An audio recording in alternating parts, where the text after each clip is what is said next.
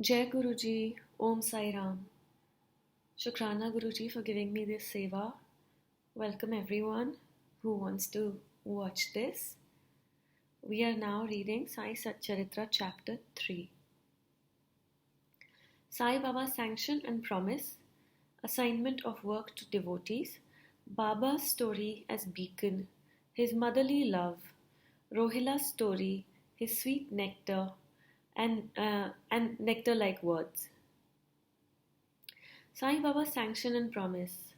As described in the previous chapter, Sai Baba gave his complete assent to the writing of the Satcharitra and said, I fully agree with you regarding the writing of Satcharitra. You do your duty, don't be afraid in the least. Steady your mind and have faith in my words.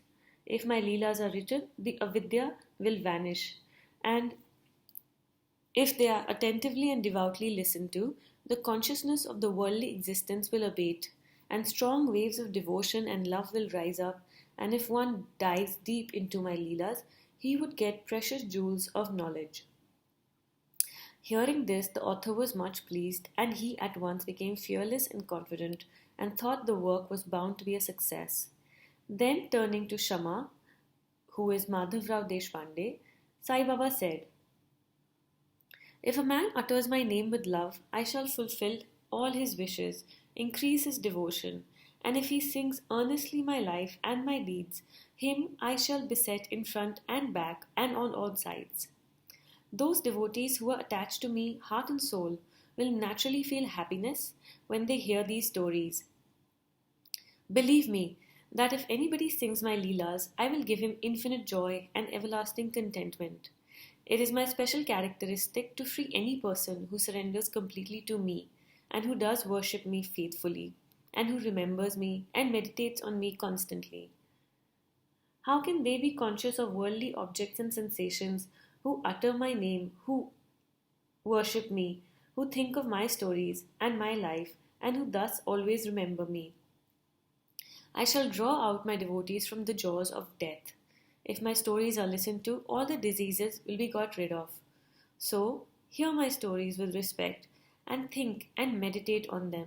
Assimilate them. This is the way of happiness and contentment. The pride and egoism of my devotees will vanish, and the mind of the hearers will be set at rest. And if the wholehearted and complete faith, it will be one with supreme consciousness. The simple remembrance of my name as Sai, Sai will do away with sins of speech and hearing. Different works assigned to devotees. The Lord entrusts different works to different devotees. Some are given the work of building temples or mutts or ghats on rivers. Some are made to sing the glories of God. Some are sent on pilgrimages. But to me was allotted the work of writing the Satcharitra. Being a jack of all trade but master of none, I felt unqualified for this job. Then why should I undertake such a difficult job? Who can describe the true life of Sai Baba? Sai Baba's grace alone can enable one to accomplish this difficult work. So, when I took up the pen in my hand, Sai Baba took away my egoism and wrote himself his stories. The credit of relating these stories therefore goes to him and not to me. Though Brahmin by birth, I lacked the two eyes, which are Shruti and Smriti, and therefore I was not capable of writing the Satcharitra. But the grace of the Lord makes a dumb man talk, enables a lame man to cross a mountain. He alone knows the knack of getting things done as he likes. Neither the flute nor the harmonium know how the sounds are produced. This is the concern of the player. The oozing of the Chandrakant jewel and the surging of the sea are not due to the jewel and the sea, but to the rise of the moon. Baba's story as beacon. Lighthouses are constructed at various places in the sea to enable the boatmen to avoid rocks and dangers and make them sail safely. Baba's stories serve similar purpose in the ocean of worldly existence. They surpass nectar in sweetness and make our worldly path smooth and easy to traverse. Blessed are the stories of the saints. When they enter our hearts through the years, the body consciousness or egoism, and the sense of duality vanish. And when they are stored in the heart, doubts fly out to all sides. Pride of the body will fall, and wisdom will be stored in abundance. The description of Baba's pure fame and the hearing of the same with love will destroy the sins of the devotee, and therefore, this is the simple sadhana for attaining salvation. The sadhana for Krita age was Shamadama, tranquility of mind and body. For Treta age, it was sacrifice. For Dwapar, worship. And for Kali, the present age, it is singing of the name and glory of the Lord. The last sadhana is open to all people of all varnas. The other sadhanas, which are yoga yagya, dhyana, and dharana, are very difficult to practice. But singing and hearing the stories and the glory of the Lord is very easy. We only have to turn our attention towards Him. The listening and singing of the stories will remove the attachment to the senses and their objects and will make the devotees dispassionate and will ultimately lead them to self-realization. With this end in view, Sai Baba helped me to write his stories, the Sai Satcharitra, Charitamrita. The devotees may now easily read and hear these stories of Sai Baba, and while doing so meditate on him, his form, and thus attain devotion to Guru and God, get detachment and self-realization. In the preparation and writing of this works, it is Sai Baba's grace which has accomplished everything, making use of me as a mere instrument. Motherly love of Sai Baba. Everybody knows how a cow loves her infant calf. Her udder is always full, and when the calf wants milk and dashes at the udder, out comes the milk in an unceasing flow. Similarly, a human mother knows what the wants of her child and feeds it at her breast in time. In case of dressing and adorning the child, the mother takes particular care to see that this is well done. The child knows or cares nothing about this, but the mother's joy knows no bounds when she sees her child beautifully dressed and adorned. The love of a mother is peculiar, extraordinary, and disinterested, and has no parallel. Sadgurus feel this motherly love towards their disciples. Sai Baba had the same love towards me, and I gave one instance of it below. In 1916 AD, I retired from government service. The pension that was settled in my case was not sufficient to maintain my family decently. On Guru Purnima, day of that year, I went to Shirdi with other devotees. There, Mr. Anna Chinchanikar, of his own accord, prayed to Baba for me as follows. Please look kindly on him. The pension he gets is insufficient. His family is growing. Give him some other appointment. Remove his anxiety and make him happy. Baba replied, he will get some other job. But now he should serve me and be happy. His dishes will ever be full and never empty. He should turn all his attention towards me and avoid the company of atheists, irreligious, and wicked people. He should be meek and humble towards all and worship me heart and soul. If he does this, he will get eternal happiness. The question, who is this he whose worship is advocated, is already answered in a note on Who is Sai Baba in the prologue at the beginning of this work. Rohila Story. The story of Rohila illustrates Sai Baba's all-embracing love. One Rohila, tall and well-built, strong as a bull, came to Shirdi wearing a long kafni and was enamored of Sai who stayed there. Day and night he used to recite in a loud and harsh tone the kalma and shout Allahu Akbar. Most people of Shirdi were working in their fields in the day, and when they returned to their homes at night, they were welcomed by Rohila's harsh cries and shouts. They could get no sleep and felt much trouble and inconvenience. They suffered in silence this nuisance for some days, and when they could not stand it any longer, they approached Baba and requested him to check Rohila and stop this nuisance. Baba did not attend to their complaint. On the contrary, Baba took villagers to task and asked them to mind their own business and not the Rohila. He said to them that the Rohila had got a very bad wife who had tried to come in and trouble the Rohila and himself. But hearing the Rohila's prayers, she dare not enter, and they were at peace and happy. In fact, the Rohila had no wife. But and by his wife, Baba meant durbuddhi, i.e., bad thoughts. As Baba liked prayers and cries to God better than anything else, he took the side of Rohila and asked the villagers to wait and suffer the nuisance which would abate in due course. Baba's sweet and nectar-like words. One day at noon, after the aarti, devotees were returning to their lodgings when Baba gave the following beautiful advice. Be wherever you like. Do whatever you choose. Remember this well, that all what you do is known to me. I am the inner ruler of all and seated in their hearts. I envelop all creatures, movable and immovable. I am the controller, the wire puller of the show of this universe. I am the mother, the origin of all beings, the harmony of three gunas, the propeller of all senses, the creator, preserver, and destroyer.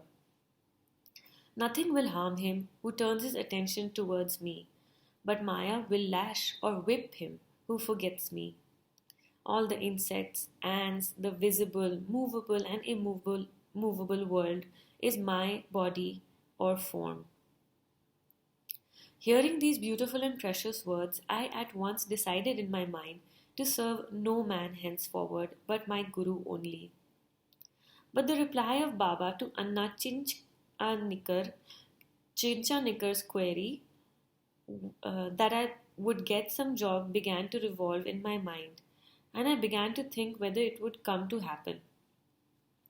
As future events showed, Baba's words came true, and I got a government job. But that was of short duration. Then I became free and solely devoted myself to the service of my Guru Sai Baba. Before concluding this chapter, I request the readers to leave out the various hindrances, indolence, sleep, wandering of the mind, attachments to senses, etc., and turn their whole and undivided attention to these stories of Sai Baba. Let their love be natural. Let them know the secret of devotion. Let them not exhaust themselves by other sadhanas. Let them stick to this one simple remedy, which is listening to Sai Baba's stories. This will destroy their ignorance and will secure for them salvation. A miser may stay at various places, but he always thinks of his buried treasure. So let Sai Baba be enthroned in the hearts of all. In the next chapter, I shall speak of Sai Baba's advent in Shirdi. Bow to Sri Sai, peace be to all. Om Shanti. Jai Guruji. Om Sai Ram. Let's take 2 minutes to absorb what this story told us, the lessons from it and its vibrations. Let's sit in silence for 2 minutes and then we will resume with the next chapter.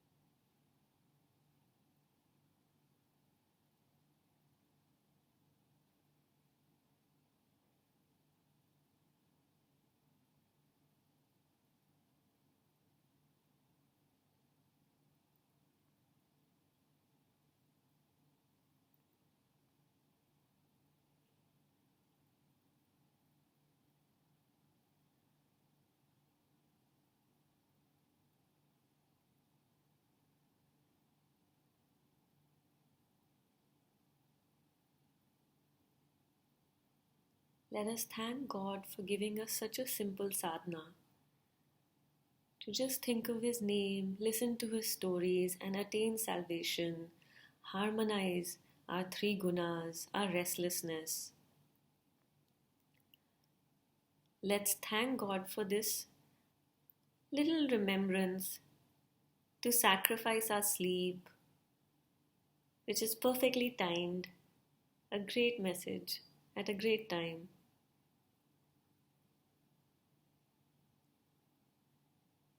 Tune into your Sadguru. Allow him to harmonize your life.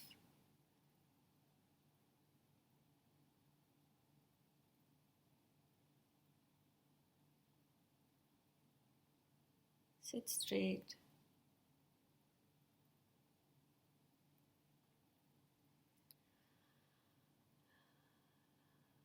Breathe in his wisdom.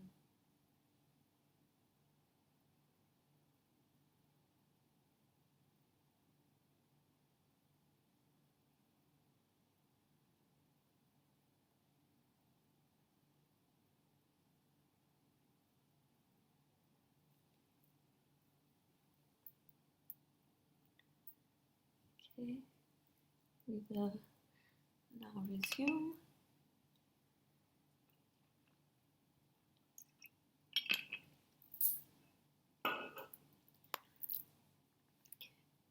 Sai Satcharitra, Chapter 4, Sai Baba's first advent in Shirdi. In the last chapter, I described the circumstances which led me to write the Sai Satcharitra. Let me now describe the first advent of Sai Baba in Shirdi. Mission of the Saints. Lord Krishna says in Bhagavad Gita, chapter 4, verses 7 and 8, that whenever there is a decay of dharma and an ascendancy of unrighteousness, I manifest myself, and for the protection of the virtuous, the destruction of the vicious, and for the establishment of righteousness, I manifest myself in age after age. This is the mission of Lord and the sages and saints who are his representatives and who appear here at proper times, help in their own way to fulfill that mission. For instance, when the twice born, that is, the Brahmins, the Kshatriyas, and the Vaishyas, neglect their duties, and when the Shudras try to usurp the rights of higher classes, when spiritual preceptors are not respected but humiliated, when nobody cares for religious instructions, when everybody thinks himself very learned, when people begin to partake of forbidden foods and intoxicating drinks, when under the cloak of religion people indulge in malpractices, when people belonging to different sects fight amongst themselves, when Brahmin fail to do the Sandhya adoration and the orthodox their religious practices, when yogis neglect their meditation, when people begin to think that wealth, progeny, wife are their sole concern and thus turn away from the true path of salvation, then saints appear and try to set matters right by their own words and actions. They serve us as beacons and show us the right path and the right way for us to follow. In this way, many saints, such as Nivritti, Jnanadev, Muktabai, Namdev, Gora, Gonai, Eknath, Tukaram, Narahari, Narsibai, Sajan Kasai, Savata, Ramdas, and various others did appear at various times to show the right path to the people, and so presently came Sri Sai Baba of Shirdi. Shirdi, a holy Tirth. On the banks of the Godavari river in the Ahmednagar district, are very fortunate, for they gave birth and refuge to many a saint. Prominent among them was Gyaneshwar. Shirdi falls in the Kopargaon taluka of the Ahmednagar district. After crossing the Godavari river at Kopargaon, one gets the way to Shirdi. When you go 3 kos, you come to Nimgaon, from whence Shirdi is visible. Shirdi is as famous and as well known as other holy places like Gangapur, Audambar on the banks of Krishna river. As the devotee Damaji flourished in and blessed Mangal Veda, as Samarth, Ramdas, at Sajjangarh and as Sri Narsimha Saraswati at Saraswatigarh, so Sainath flourished at Shirdi and blessed it. Personality of Sai Baba. It is on account of Sai Baba that Shirdi grew into importance. Let us see what sort of personage Sai Baba was. He conquered this samsara, which is very difficult and hard to cross. Peace or mental calm was his ornament, and he was the repository of wisdom. He was the home of Vaishnava devotees, most liberal amongst liberals, and the quintessence of all essences. He had no love for perishable things and was always engrossed in self realization, which was his sole concern. He felt no pleasure in the things of this world or of the world beyond. His antarang, heart, was as clear as a mirror, and his speech always rained nectar. The rich or poor people were the same to him. He did not know or care for honor or dishonor. He was the lord of all beings. He spoke freely and mixed with all people, saw the actings and dances of nautch girls, and heard ghazal songs. Still, he swerved not an inch from samadhi. The name of Allah was always on his lips. While the world awoke, he slept, and while the world slept, he was vigilant. His abdomen was as calm as the deep sea. His ashram could not be determined, and nor his actions could be definitely determined. And though he sat in one place, he knew all the transactions of the world. His darbar was imposing. He told hundreds of stories daily. Still, he swerved not 1 inch from his vow of silence.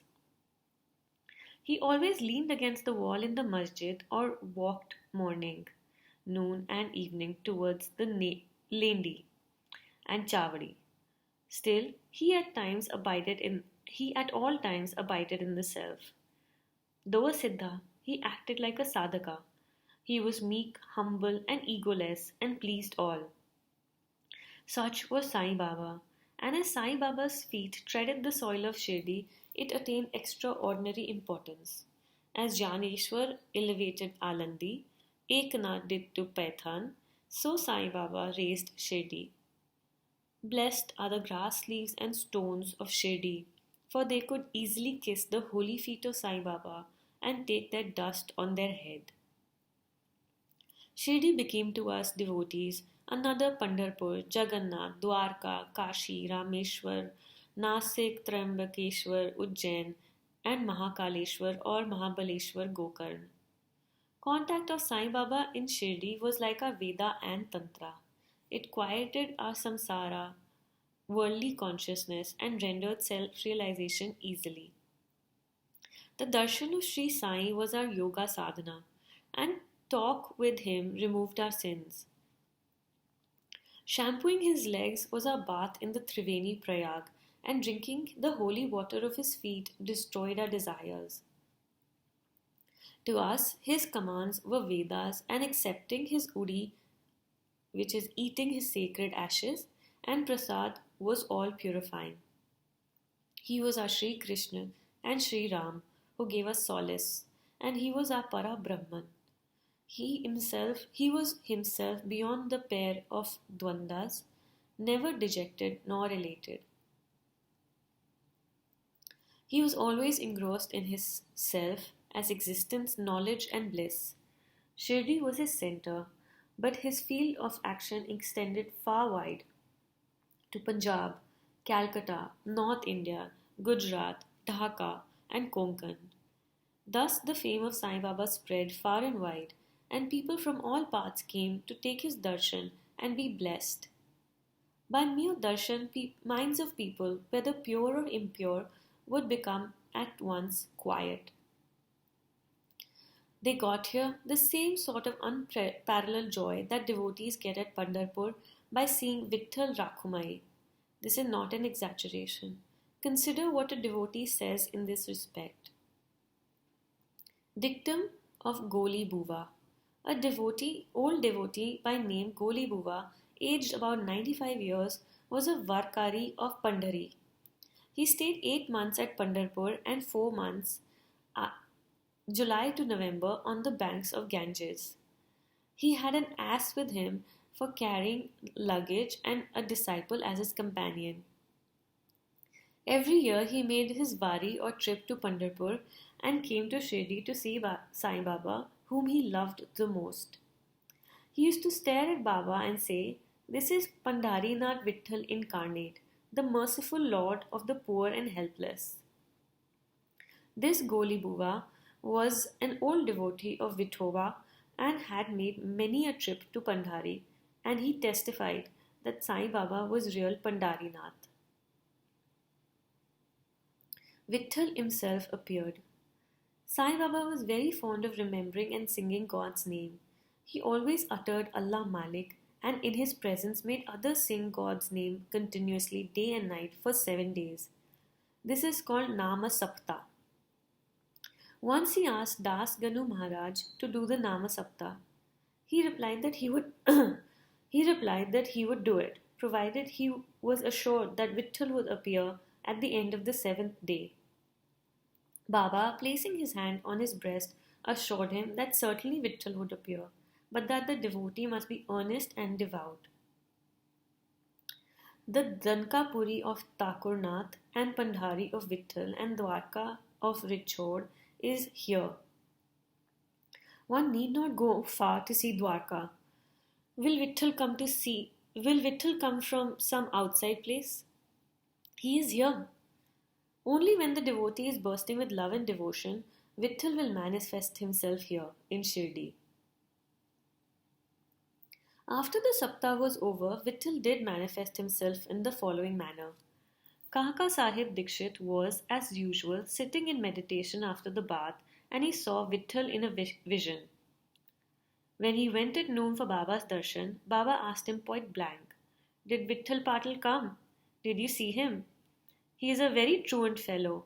Catch him firmly, otherwise he will escape, even if you are a little inattentive." This happened in the morning, and at noon there was another Vitthal darshan. One hawker from outside came there for selling 25 to 30 pictures of Vithoba. This picture exactly tallied with the figure that appeared in Kaka Sahib's vision. On seeing this and remembering Baba's words, Kaka Sahib Dikshit was much surprised and delighted. He brought one picture of Vithoba and placed it in his shrine for worship. Bhagwant Rao Kashigar's story.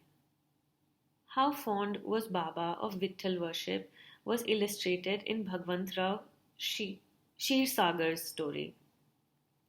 The father of Bhagwant Rao was a devotee of Vithoba and used to make varis, which are annual trips to Pandharpur.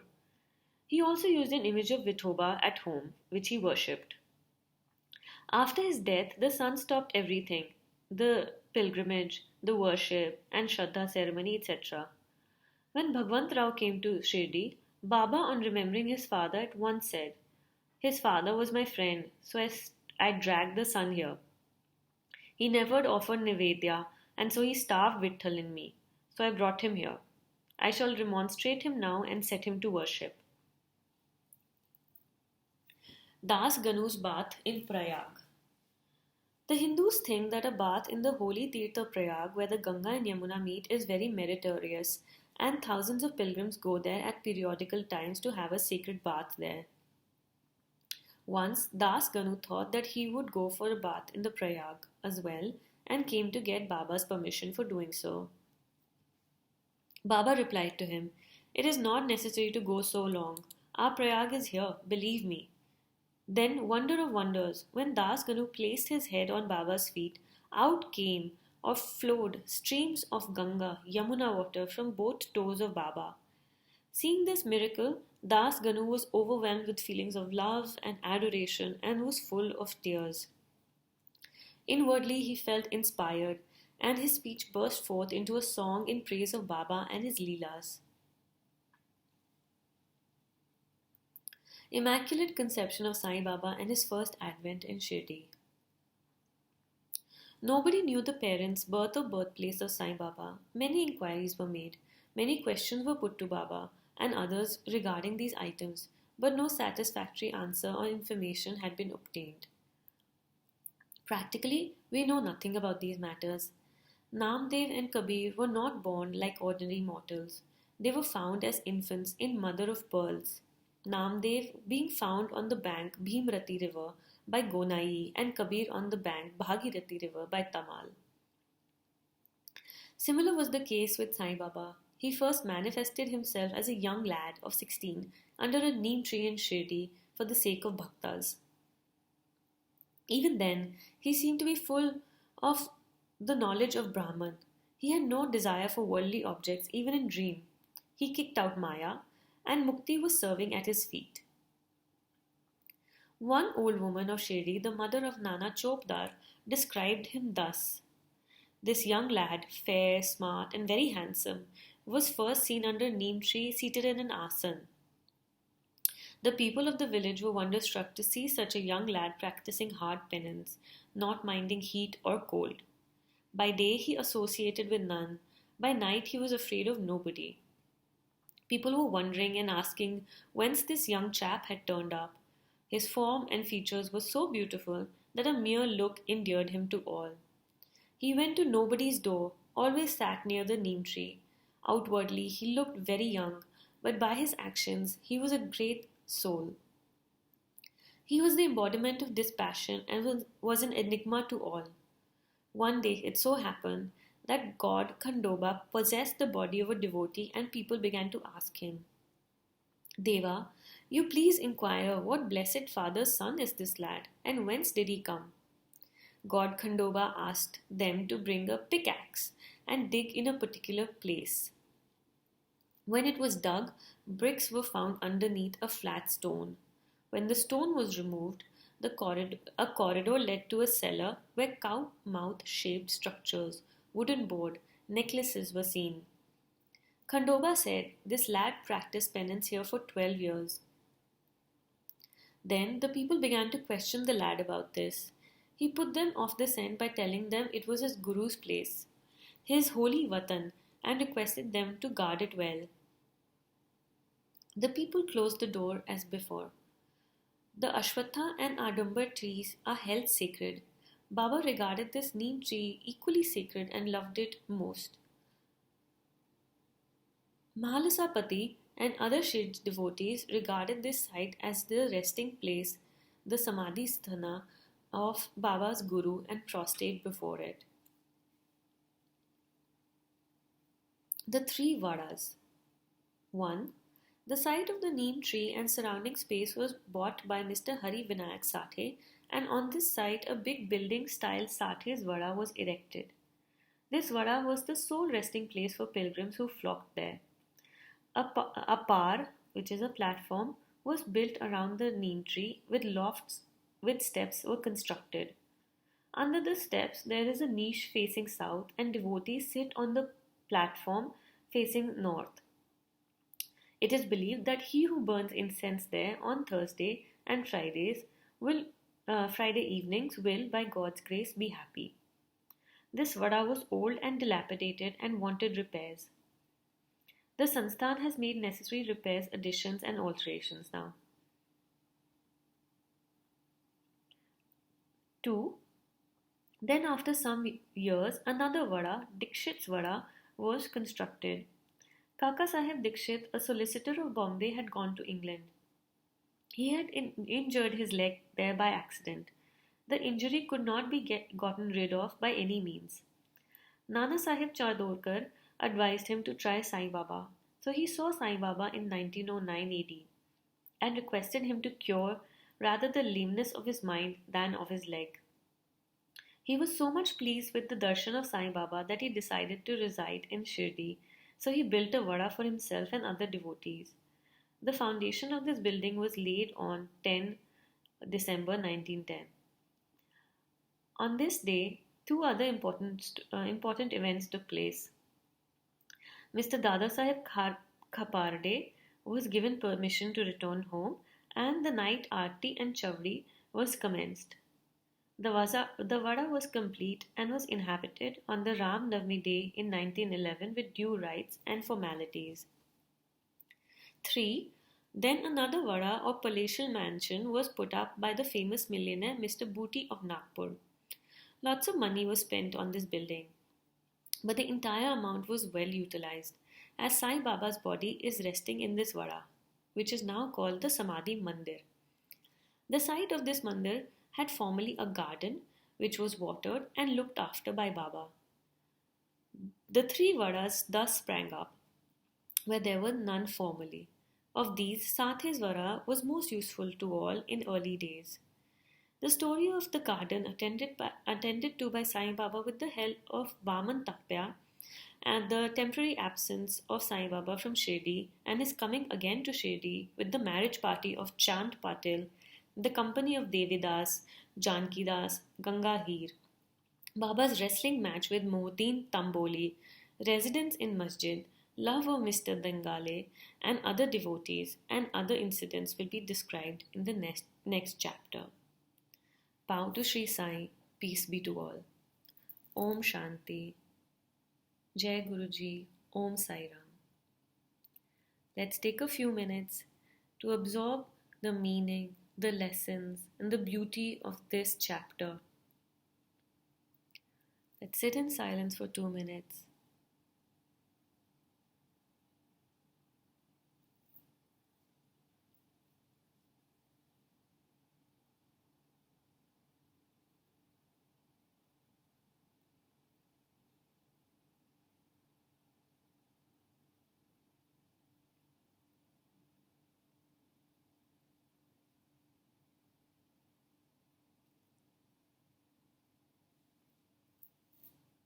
Let us thank saints and God who come and manifest themselves to rescue us from ignorance, sorrow, confusion.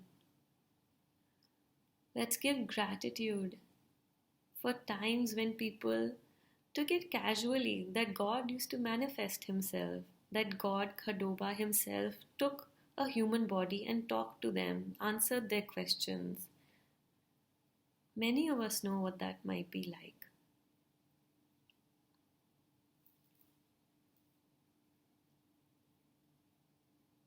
Let's find the holy Tirth at our Guru's feet.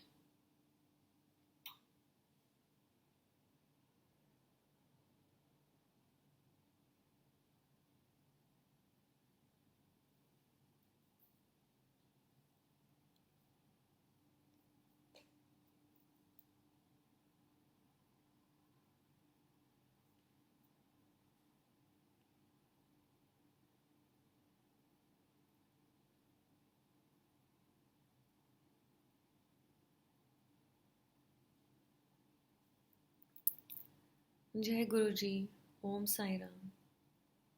We shall conclude now.